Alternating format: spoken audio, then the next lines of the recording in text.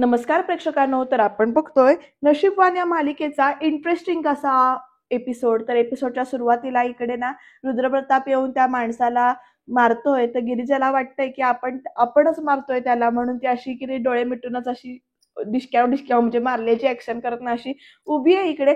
तर रुद्रप्रताप तिकडे तोपर्यंत सगळ्यांना मारून टाकतो त्या माणसाला, आणि रुद्रप्रतापच्या खांद्यावर ना गिरिजाची ओढणी जाते.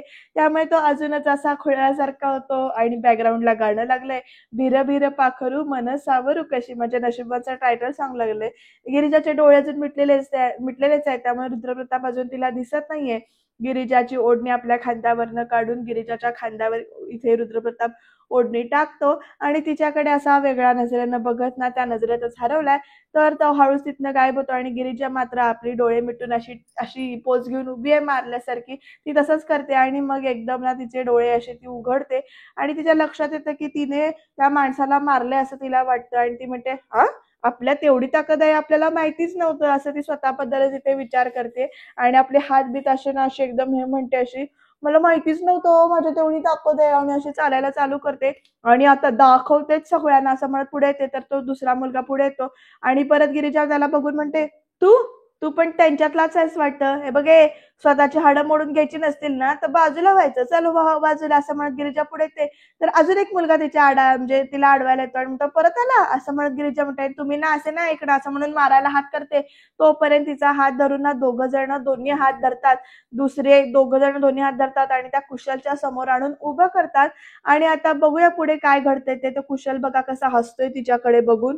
गिरिजा म्हणत असते, माझी ताकद दाखवली तर तुम्हाला मागात पडेल. तर आता कुशल आल्यावर गिरिजा ओरडून म्हणते, ए कुशल, यांना सोडायला सांगा, तुम्हाला अजून माझी ताकद माहिती नाहीये.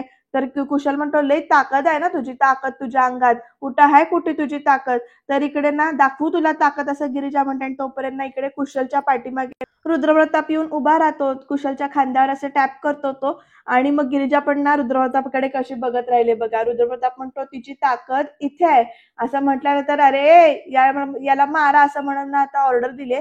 तर प्रेक्षकांना आता बघूया पुढे काय घडतंय ते. कारण इकडे उर्वशी पोचली आता गिरिजाच्या घरी, त्या स्टाईल मध्ये गाडीतनं वगैरे उतरते, अशी दरवाजात जाऊन उभी राहते. आणि ते बाबा बघा काय करतायत गिरिजाचे. तर गिरिजाचे बाबा फुल टल्ली होऊन बसलेत बरं का इकडे. त्यांचं चालू आहे आपलं दारू प्यायचं काम, जे काही करतायत ते. तर इकडे असे हात बीत ठेवून असं उर्वशीनं एंट्री घेतली, आणि गिरिजाला बाबांना वाटतंय गिरिजाच तिथे आली आहे, त्यामुळे ते बघा कसे बोलतायत, वेलकम गिरजा, वेलकम, असं करत ना बोलायला चालू केलंय गिरिजाच्या बाबांनी. आणि म्हणतात, तुला मला रस्त्यातून उचलून आणायला नको, म्हणून मी आज ना घरीच बसलोय, आणि असं करत बोलतायत. तर आता उर्वशी अशी पुढे आली आहे, घर बघते ती हळूहळू. आणि गिरिजाचे बाबा एकदम असे उर्वशीकडे बघून काय म्हणतात बघा, उची साडी नेसलीस ग तू, असं करत बोलायला चालू करतात. म्हणतात, कोणाचं लग्न होतं असं विचारतात पुढे. तर उर्वशी बघा कशी बघते तिच्या बाबाकडे. आणि मग इकडे आहे असं करत ना बोलत असतात, आणि दारूच्या वासाचा भपका यायलाय असं म्हणतात ते. तर उर्वशी विचारते, गिरिजा कुठे आहे. तर लगेच ते म्हणतात, प्यायलंय मी, तुलाच चढलीये का, असं विचारतात. तर उर्वशी बघा त्याच्याकडे कशी बघते. गिरिजाचे बाबा पुढे म्हणतात, तूच मला विचारतेस तू कुठे आहे म्हणून, हा हा हा हा हा हा, असं करत ना हसायला चालू करतात. तर उर्वशी काय करते, समोर पाण्याचा ग्लास आहे तो घेते, आणि खाडकन बाबाच्या तोंडावर पाडी मारते, आणि उतरवली काय माझी, असं म्हणत ना ते बाबा उभे राहतात. तर उर्वशी ना तो ग्लास आहे तो जोरात फेकते, आणि म्हणते, उतरवायलाच आली आहे तुझी ब्लडी फूल, असं म्हणत जात असते. तर डोचक असं म्हटल्यानंतर ना एक करून इकडे उर्वशी असा की नाही हात उगारते त्या गिरिजाच्या बाबांच्या अंगावरती, आणि कशी रागाने अशी बेफान झाली बघा. अरे काय यांना काय आहे का नाही, असं बघूया पुढे काय होतंय ते.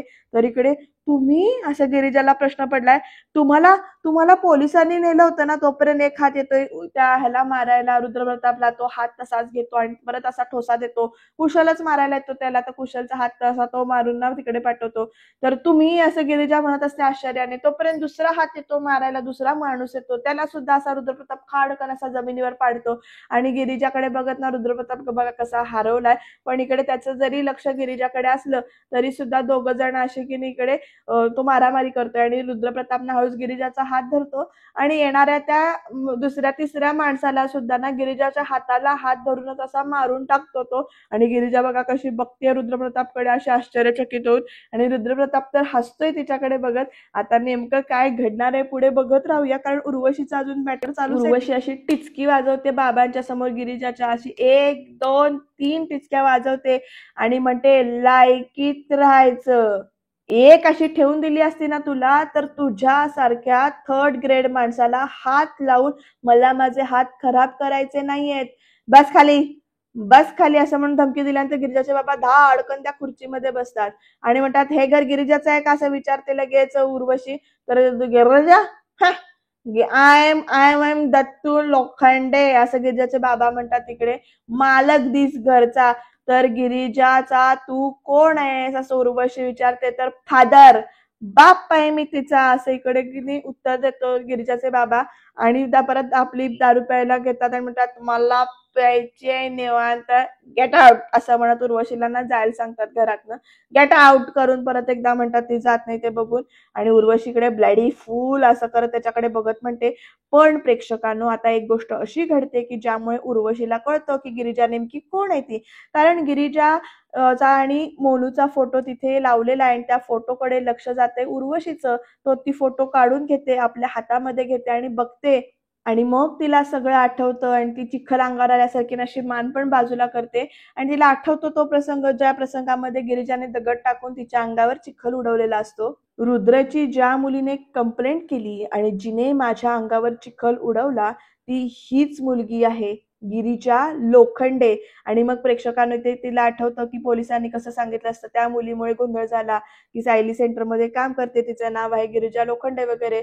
आणि मग आता गिरिजा लोखंडे, नशीबवान आहेस तू, आता माझ्या समोर उभी नाहीयेस.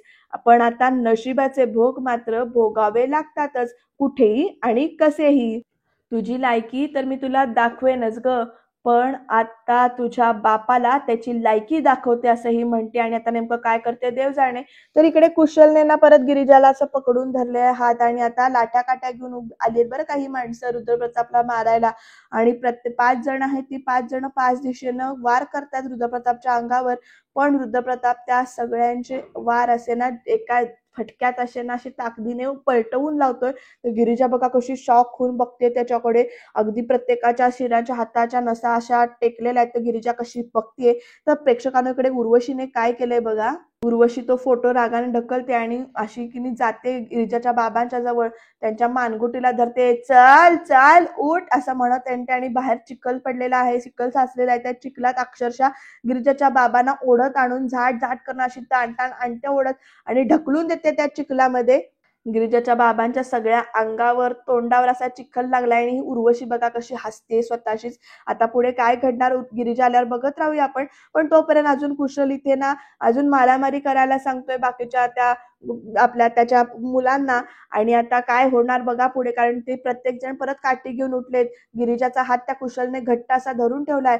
गिरिजावर म्हणजे रुद्रप्रतापवर जे काही वार होत आहेत ते इकडे ना रुद्रप्रताप प्रत्येक वार असा की नाही ते बाजूला करतोय, त्याच काठीने त्या लोकांना त्या माणसांना मारतोय जी काठी घेऊन आलेली होती ते. आणि इकडे कुशल तर गिरिजाचा हात ना जोरजोरात पिरगळतोय. असली मारामारी आणि फायटिंग दाखवलं ना, 1 नंबर फायटिंग दाखवली. अशी काठी बिटी अशी हलवली रुद्रप्रतापने, लाठी काठीची जी काही असते ती. आणि आता गिरिजा बघा कशी अशी बघते घाबरून भेदरून एकदम.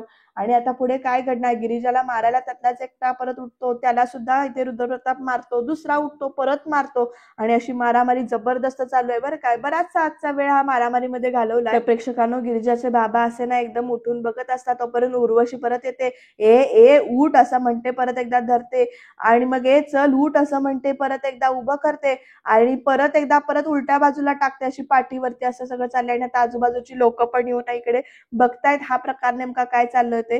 तर प्रेक्षकांनो आता रुद्रप्रतापचं लक्ष परत कुशलकडे गेले. कुशलची जी मुलं आहेत ती पळून गेलेत.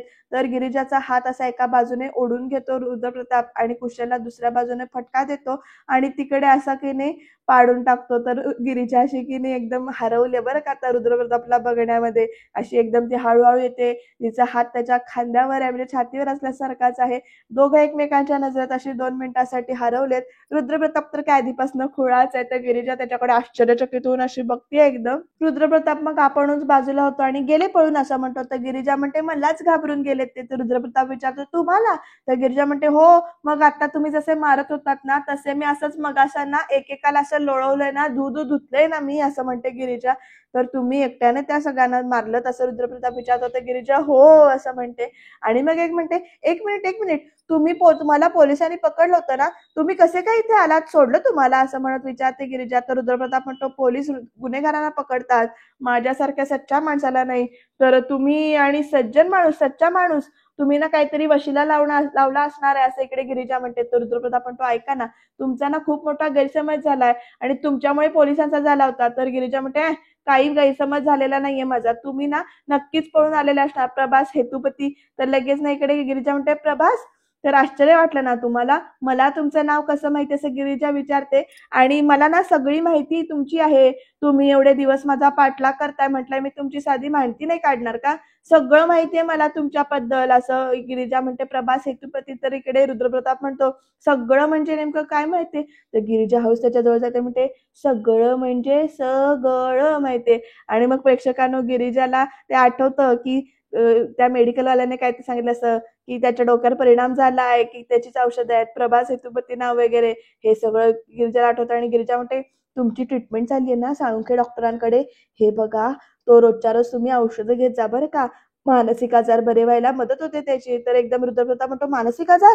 तर आता रुद्राला आठवतंय की नेमकं काय झालं होतं प्रकरण, ते साळुंखे डॉक्टरकडे आपण गेलो होतो आणि त्याच्यानंतर तो डोक्यावर हात मारून घेतो. अच्छा, मानसिक आजार, असं साळुंखे डॉक्टर असं तो म्हणतो.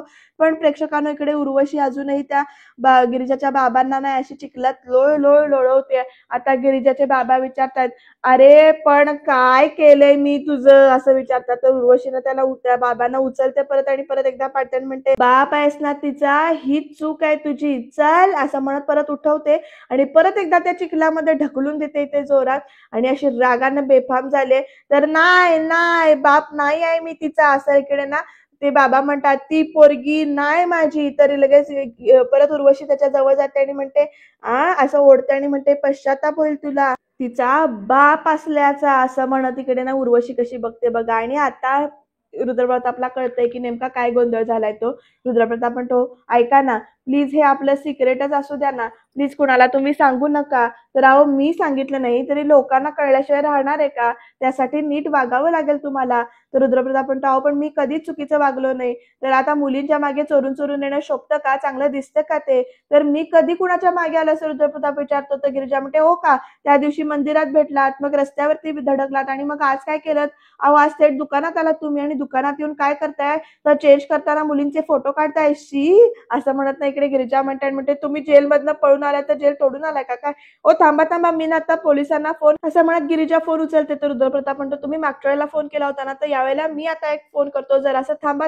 तर गिरिजा म्हणते ताई काय गरज नाही, थांबा, असं चाललंय या दोघांचं. तर प्रेक्षकांना इकडे बाबा परत विचारतात काय वाकडं केलंय तिनं तुझं, कोण आलं होतं म्हणून तिला सांगू मी. तर लगेच उर्वशी म्हणते तुझ्या अंगावरचा चिखल बघेल ना ती, तेव्हा तिला कळेलच मी कोण आहे ते, असं एकदम उर्वशी अशी दात ओठ खाऊन बोलते. आणि सांग तिला की लायकीत राहायचं, असं म्हणून ना परत एकदा उर्वशी इकडे बघते आणि अशी दात ओठ खाऊन बोलते आणि परत एकदा ढकलते हाट म्हणते. आणि परत इकडे ना तिचे बाबा असे चिखलात पडलेत, पूर्ण असे चिखलानं माकलेत बरं का हे.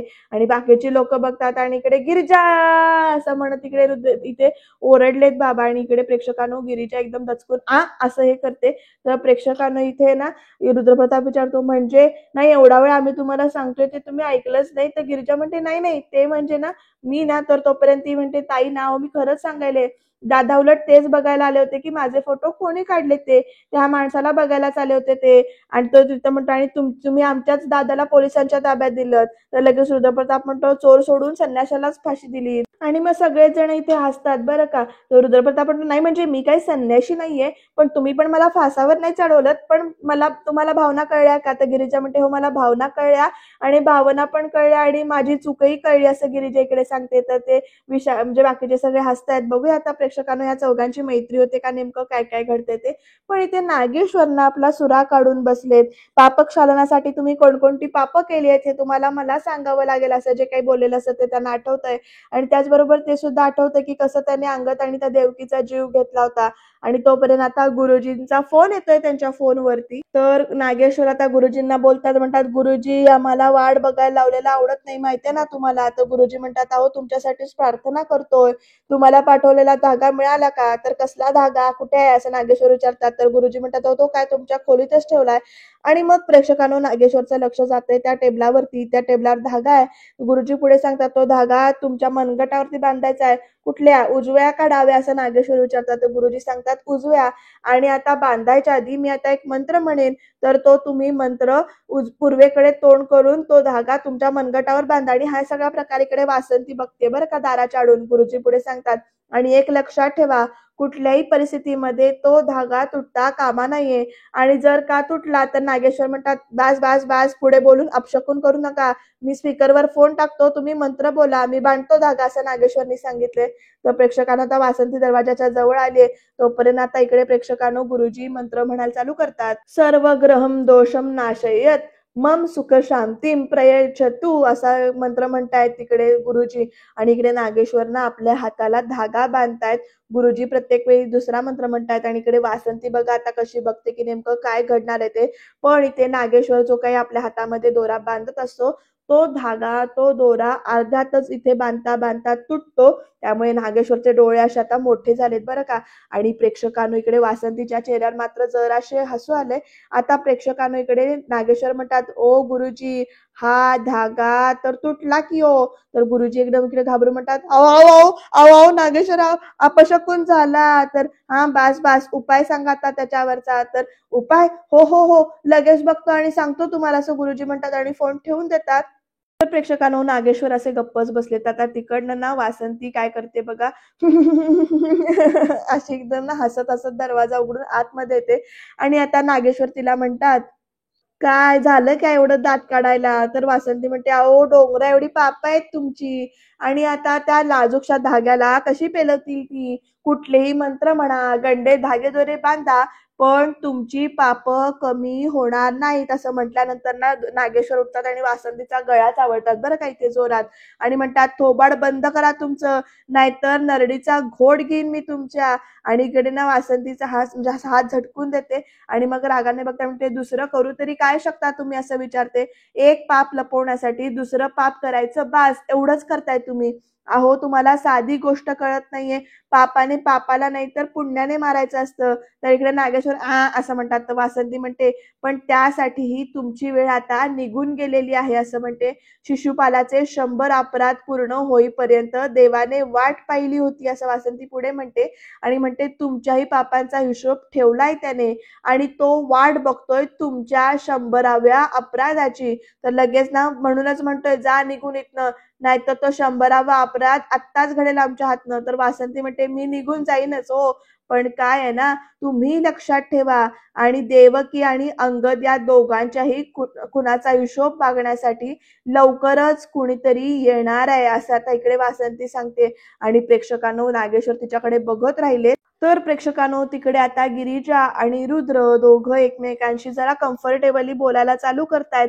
आणि इकडे नागेश्वर, इकडे रुद्रप्रताप आणि मध्ये गिरिजा असा एक आपल्याला पिक्चर दिसतोय.